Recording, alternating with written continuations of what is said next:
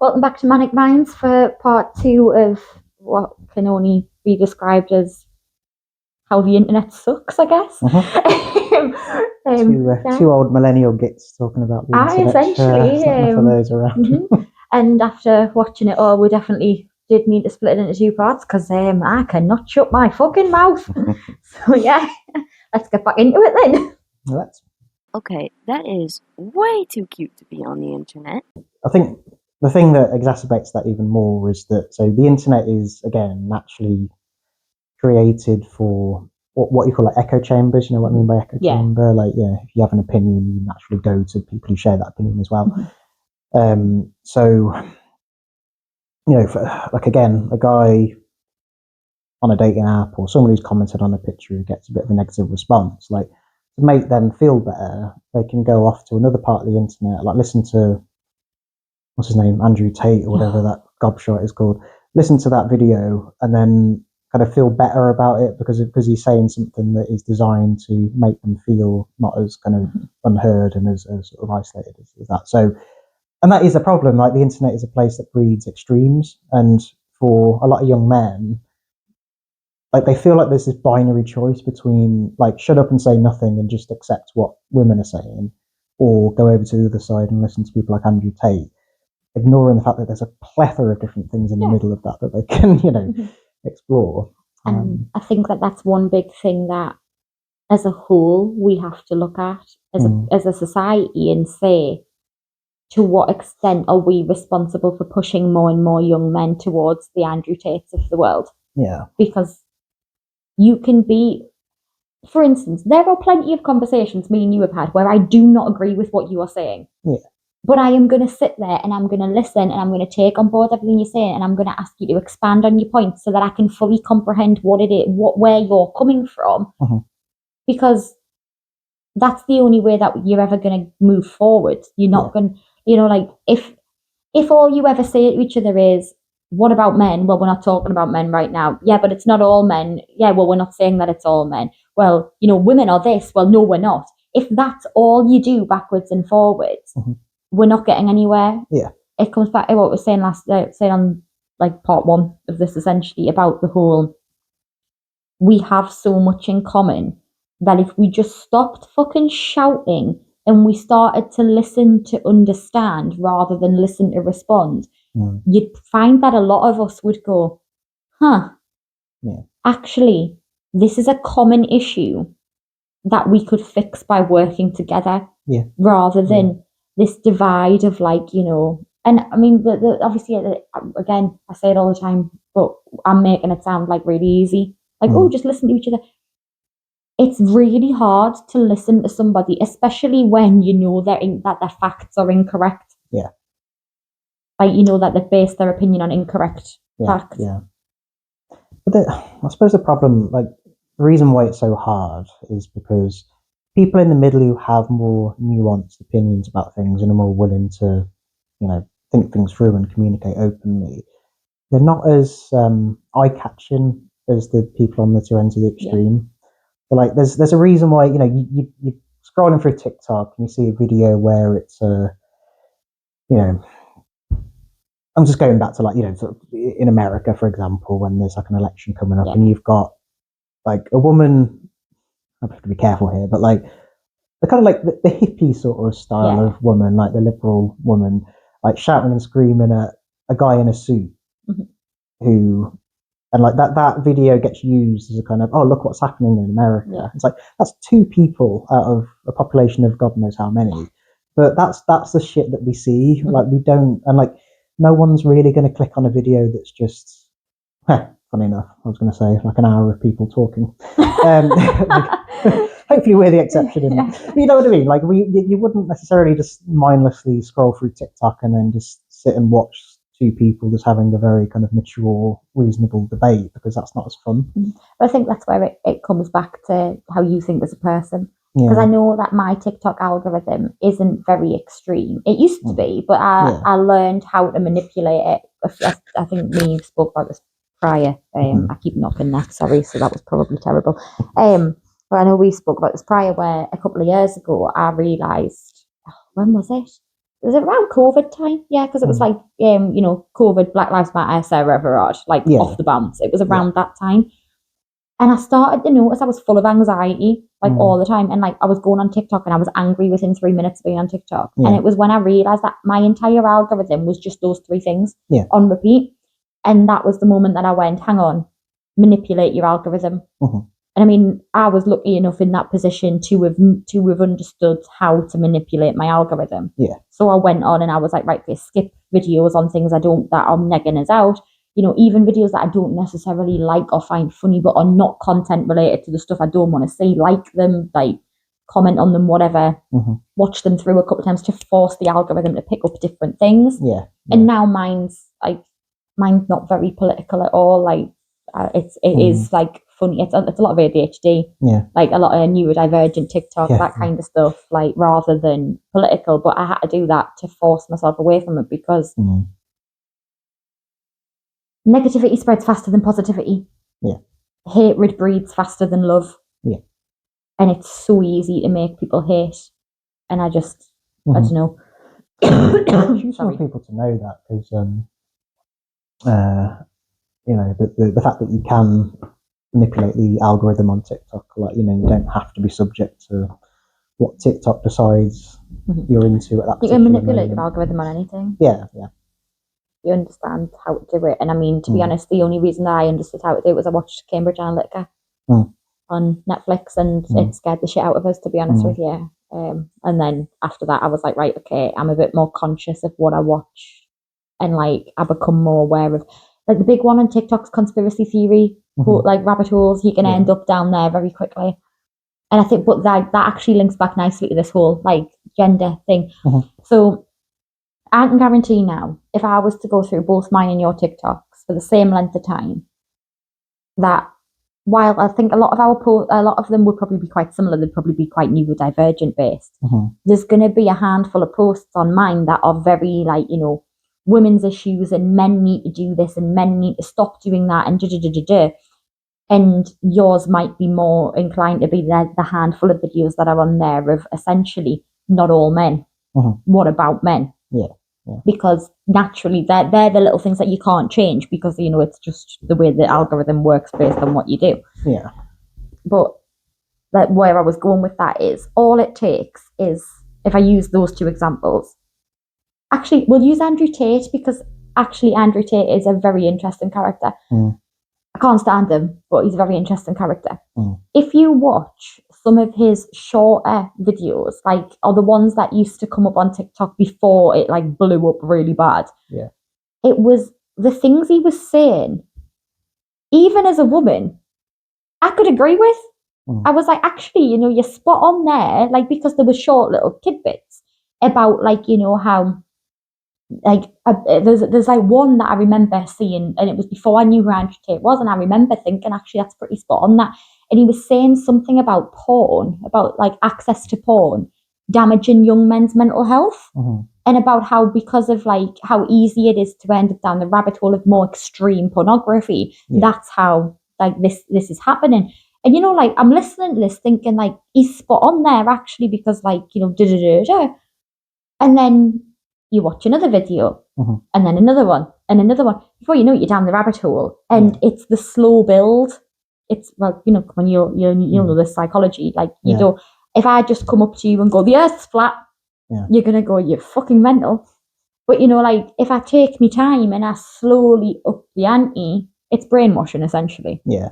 Then it'll change your opinion. Yeah, I mean, I can't speak too much. I've not really watched a lot of Andrew Tate stuff, but like an example that I would use for that would be someone like Jordan Peterson, because he, I mean, from a psychology point of view, like, a lot of the stuff he says I find like fascinating. He's obviously like very well researched and educated in psychology, and he's taken on a bit of a again, a bit of an archetype or stereotype online of the guy that disenfranchised young men would go to.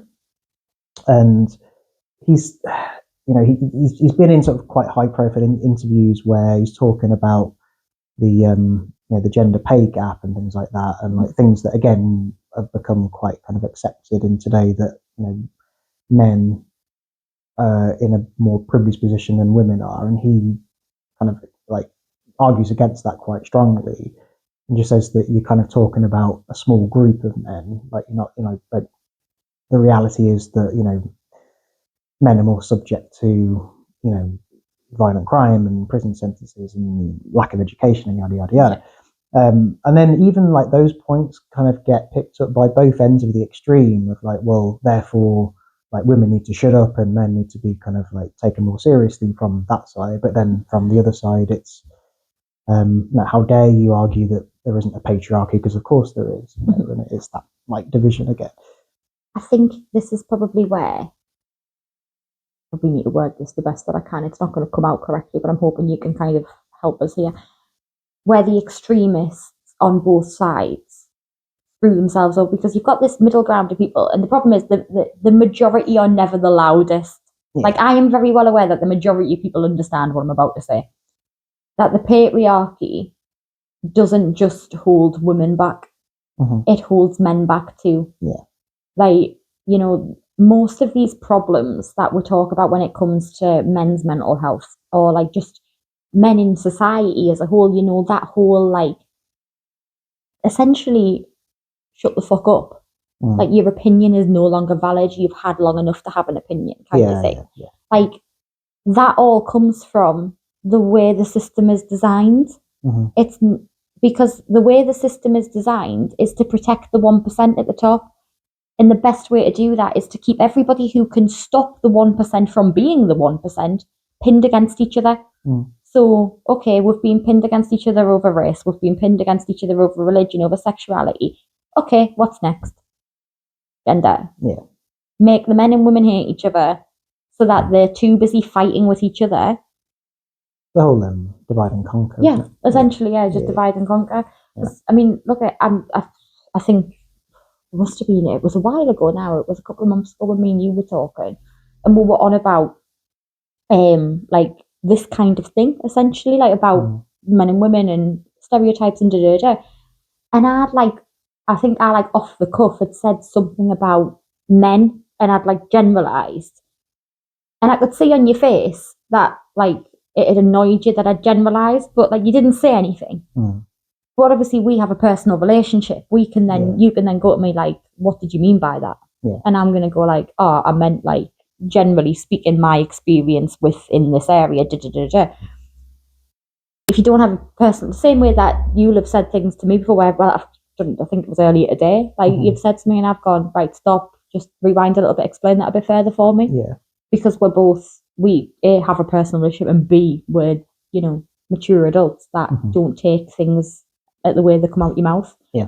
Whereas online, it's so, especially the big thing online, you don't get tone. There's no tone. So it's so easy to misunderstand what somebody said. Yeah.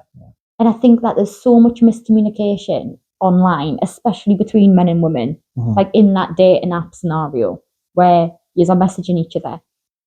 It's so easy for things to be taken out of context, or things to be, and especially like, again, there's no tone, but the screenshots that appear online of conversations. Okay, but they can be manipulated. Like all you've got to do is drag your screen down a little bit to crop your original message out the top of it. Like, like the thing with, essentially the online world is the absolute epitome of take everything with a pinch of salt. Yeah. And that's another feature of the internet, is that like whatever you say on the internet, it will stay there. You'll leave a footprint. Like if you say something in real life, like it can be, you might offend someone, but like no one else was around to kind of hear it or whatever, so it just becomes a passing thing. Whereas now you actually have there's a lot of groups on Facebook that are particularly designed normally for women to share screenshots of like conversations they've had with men.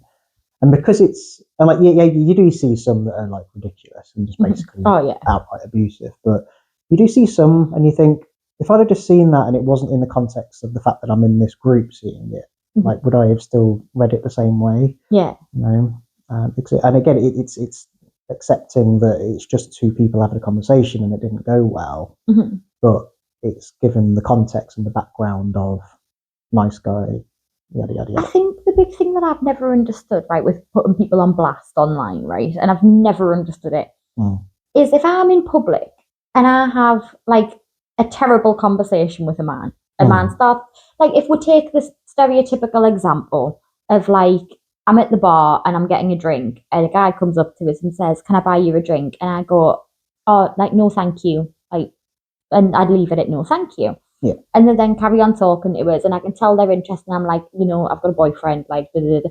I try and always stay away from that because I hate that, because it's like, that's just like, you just know it's a good no. I don't need to fucking explain myself. Yeah. But and I stand by that for everybody, no matter what blooming area of life you're in. You should never have to explain that kind of thing. But like, if we use that as an example of, oh well, like, just let us buy you a drink, man. And I'm like, no, like, I've said no, like, thank you very much for the offer, enjoy your night. And then they keep going at you.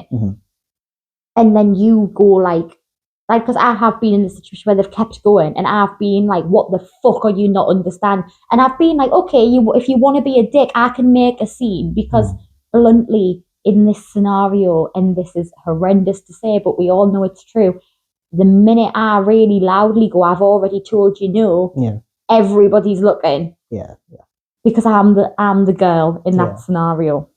And I know that sounds awful, but it is the truth of the matter. Yeah. And I think there's that big concern for guys as well to walk up to a girl face to face, because they're so scared of being, and again, a reference to the book, What About Men? She was interviewing young men, and the common theme from young men was that they were scared to walk up and talk to a girl because of the risk of being accused of sexual harassment, sexual assault, like that kind of thing. And she then goes on to say to them, like, how many of you know somebody who has been convicted of sexual assault? And they all go, no one. Like, no one knows anyone. She's in a class of 30 young boys. And then she goes, okay, how many people, if you know someone who's been accused of it but never been, never been prosecuted, essentially? Every single one of them, whether it be friend of a friend, whatever it is. And I think that that's just, on the statistics note, a really interesting tidbit. I know I've gone totally away from this here. No, you haven't.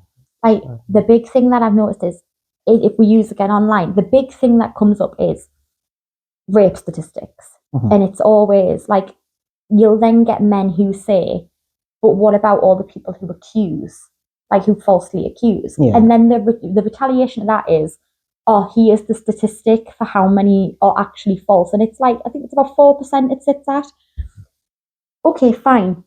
But we're looking at false accusations for cases that have made it to charge. We're not looking at false accusations from people who never bring it to the police. And the big key point that I want to make here, because I'm very well aware that I'm teetering on an edge here where it could go one way or the other, but as women, we know that a lot of us don't report. We know that because it's a big thing. It's underreported because of many reasons. I've never reported. Out of everybody I know who has been in that situation, which is pretty much every woman I know, I only know of 2 women who've reported. Both of them never went to trial. So if I know that I've never reported, which therefore means that the person who did that to me is not included in that statistic, then why is it a far stretch to think that men might be concerned about that because they'll know of people in that situation? Because I would imagine that all of my friends automatically go like, he's a piece of shit for doing that, whereas all of his friends probably think I'm a psychopath. Like, so why is it such a far stretch to be able to stop and put myself in the other person's like the other gender's shoes, and go, hang on a second, actually, there probably is way more concern there than necessary, to be fair, but that doesn't take away the fact that that is a genuine concern for young men. Yeah, definitely. Like, that goes back to what we've been saying about how the internet entrenches opinions, and it's very difficult to be nuanced in those sorts of things. So there's one thing I've wanted to circle back to a little bit, is the do you know how when a guy goes up, tries to speak to a woman in a pub, and she's like, I've got a boyfriend, like that, I've seen that be used by males online There's a viral video I saw of a guy in his truck, and he was driving along, and he saw, I don't know, it probably staged, I don't think it was a real video, but he was sort of trying to make a point. And there was a woman on the other side of the road in a clearly broken down car, and he drove up to her and was like, "Hey, like, are you okay?" And then she went, "Sorry, I've got a boyfriend." And then he was like, "No, I just wanted to let you know that you need that changing." And she was like, "Oh, could you do it for me?" And he's like, "Get your boyfriend to do it," and like drove her off. I'd have said that too. Yeah, basically. But that is a good example, I think, of like men not acknowledging the reason why women feel the need to say, "I've got a boyfriend." Like they're like, or the reason why they're just more cagey and on edge, and just more suspicious. And it's not that, it might not be that particular man's fault that the woman has had shit experiences in her life and she's more on edge, but not even bothering to try and understand that and just reverting back to fucking women. Like, I'm not even allowed to say anything to women anymore through threat of this and this. I think that nicely brings us to the bear and the man. Oh yeah. Because that's the key. That's the key that I think when I've seen on TikTok, and I mean, I've seen a lot of men who get it. Yeah. There is a lot of men all over TikTok being like, "Why are you not getting this? It's so easy to comprehend why they all say bear." Yeah.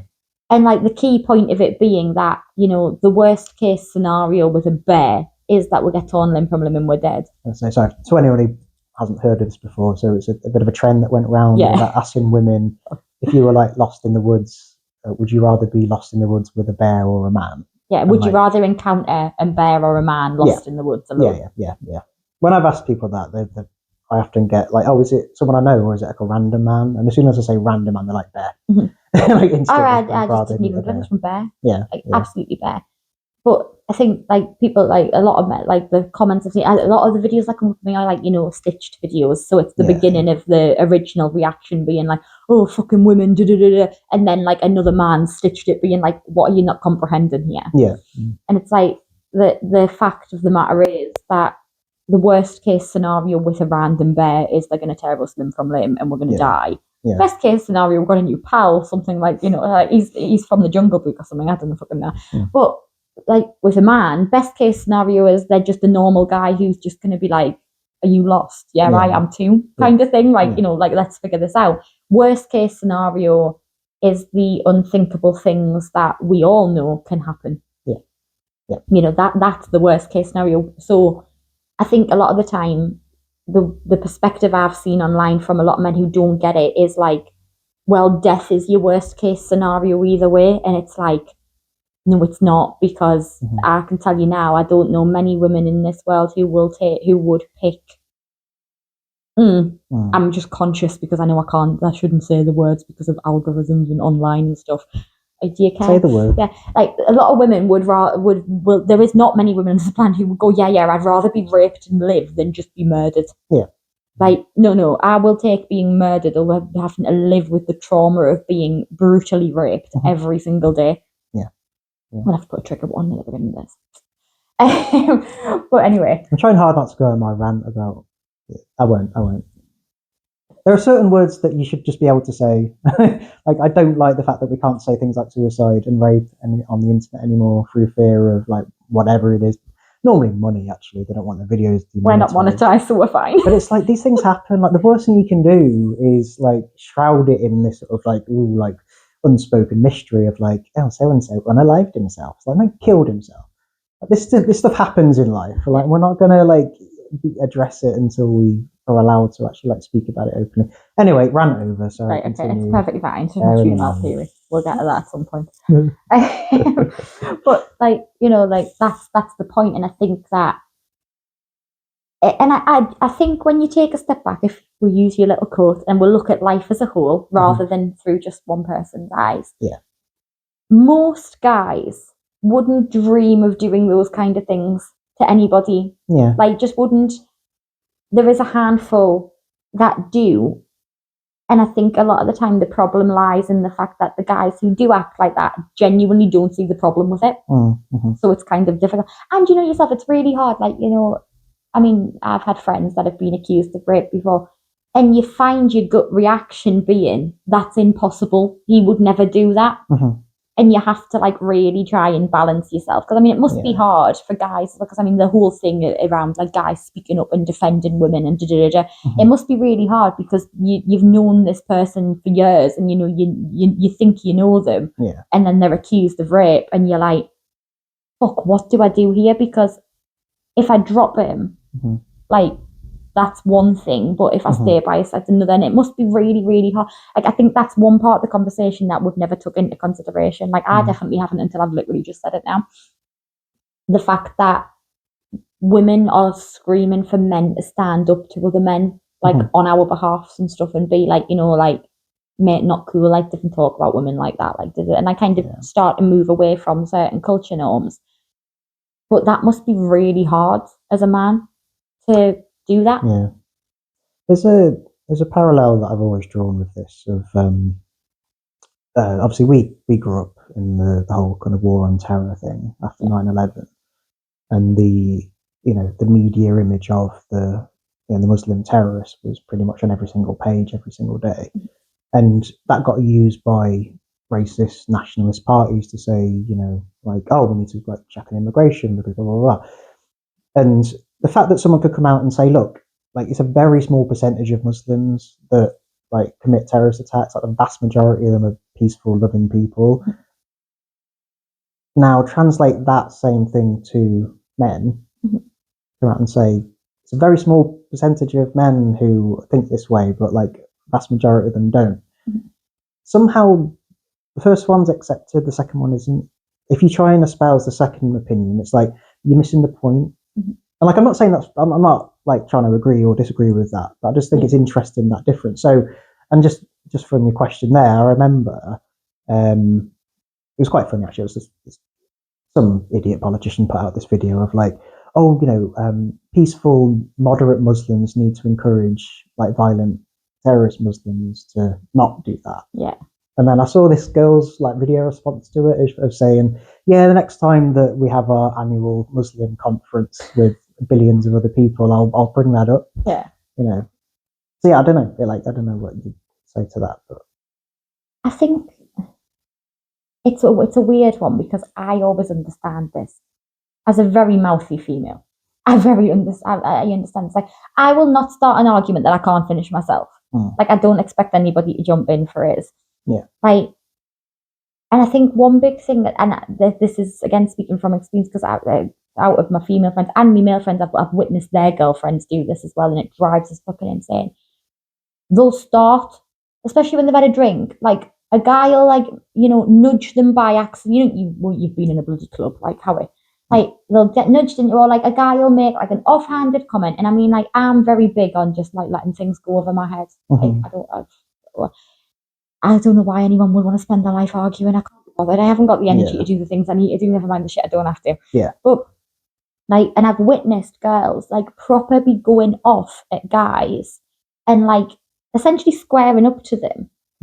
And then they'll get annoyed at their boyfriend because their boyfriend's annoyed at them. And it's like, oh, well, you should be standing up for me. And he's like, sorry, no, you're being a prick right now. And bluntly, you're not the one who's gonna get a dig. I am. Yeah. The same way that, like, if I've always thought this when girls start with me male friends, I always say to them, can you just walk away, because I'm the only girl in my friend group most of the time.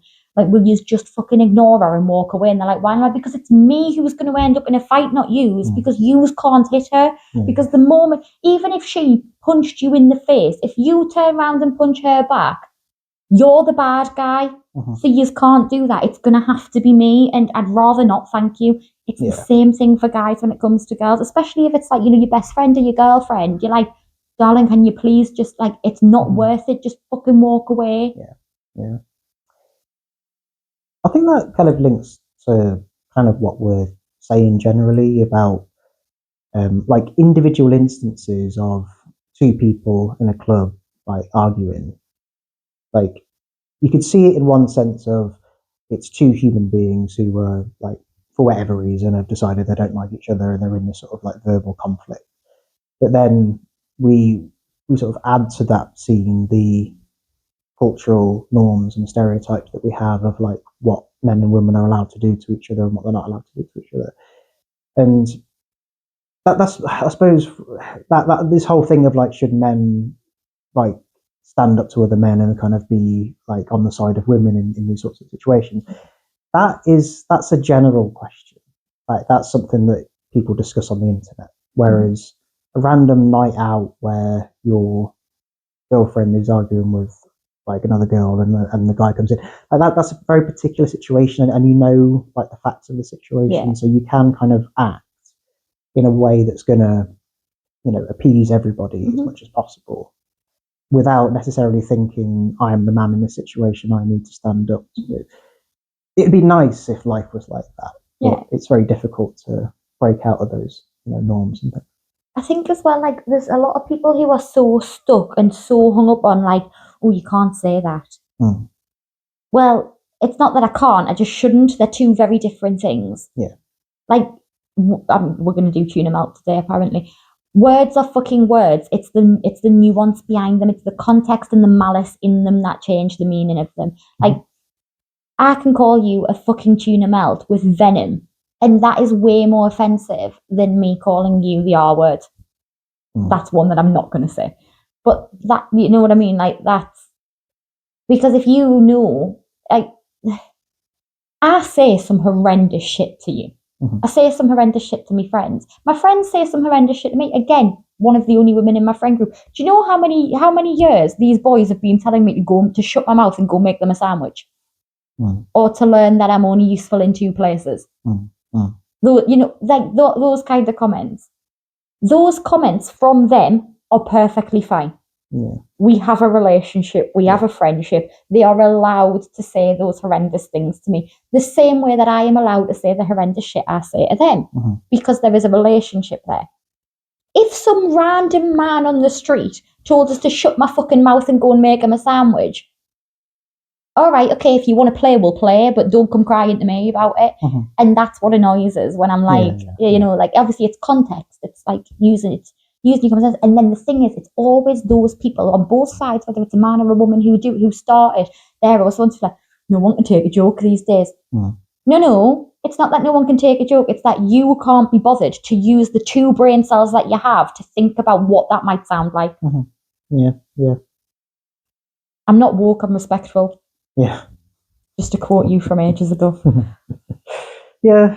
Well, context is a huge thing, isn't it? And I think the internet, going back to the internet, it's easy to kind of take the context of the situation away. And it's almost like you feel like you kind of have to represent a side on the internet. Like, if you say a comment, it means that you're part of that side of the divide. And then if you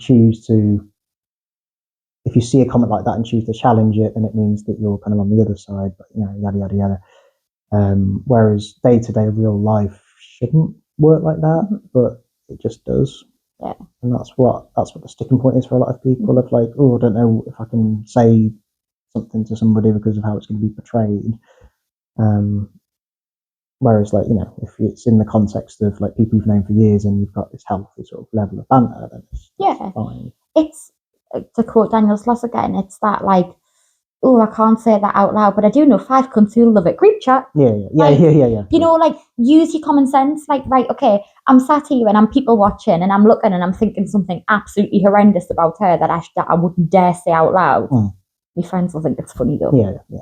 Like, because the relationship's established, they know you're joking and you know they're joking. Like, you're allowed, like, that. Again, it's context. It's relationship. But that, like, linking back to what I said, fucking God knows how long ago now, because God knows how long we've been talking, about, like, being fake online. There's a specific incident that I can think of, and it's not with me, it was a story that I was told, where there'd been a joke made by one party, and the other party kicked off about it. But when you looked back through their chat history, the party that had kicked off was regularly going ha-ha in response to dark humour jokes, or, jokes that were like, I don't really want to say, like, thingy women, but like, like the make a sandwich jokes and things like that, was like ha-ha responding to them, even though they knew that they didn't like that joke.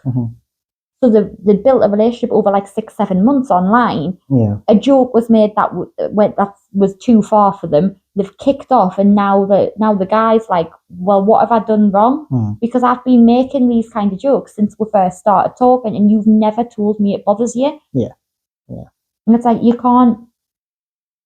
And I can only speak from women's perspective, but I think women as a whole are quite guilty of that. We're quite guilty of trying to pretend that we're perfect and that we're perfect for the guy that we're interested in. When actually there's certain things that we wouldn't do. Like, I mean, I know I used like the light-hearted one of like, oh, I love hiking when you don't like hiking. Yeah. But, you know, we're all guilty of it, of pretending to be something that we're not, but then that's how you don't stay with someone long term.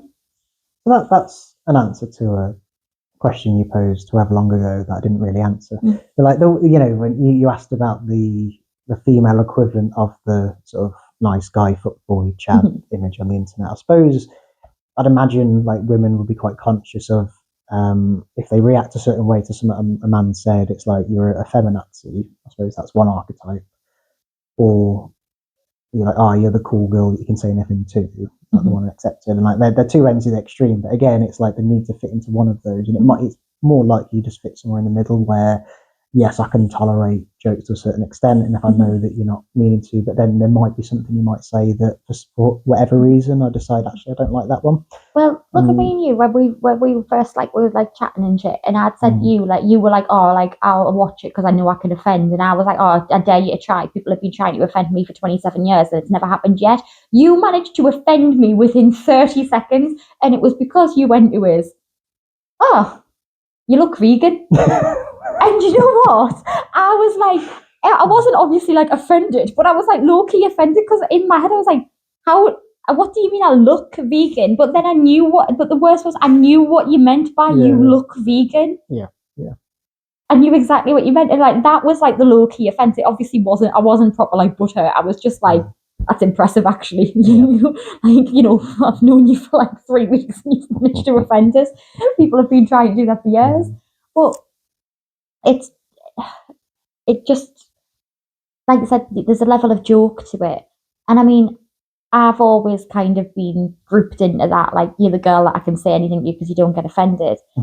Because I'm not offended, because why would I be offended? Like, if I thought for a second that you meant that, I'm still not going to be offended. I'm just going to stop associating with you. Yeah. Like, but I know you don't mean it. Like for instance, again, some of my friends that I've known since 11. So when I was 16, I got a job at Subway, and my title was sandwich artist. All my friends are lads. How much do you think they had fucking fun with that? Like, oh, go make us a sandwich, all that shit. It was at the height of all of that, so you get used to it, and again, you banter back with them. Like, problem is though, like, because what you're kind of talking about is what's coming to my mind right now is Ricky Gervais for some reason, but like he's had a whole career of like what he would call like ironically offensive humor, where he'd say something like outrageous, but you think, oh, it's Ricky Gervais, and like he doesn't really mean it. He's like, it's a way of getting a response or whatever.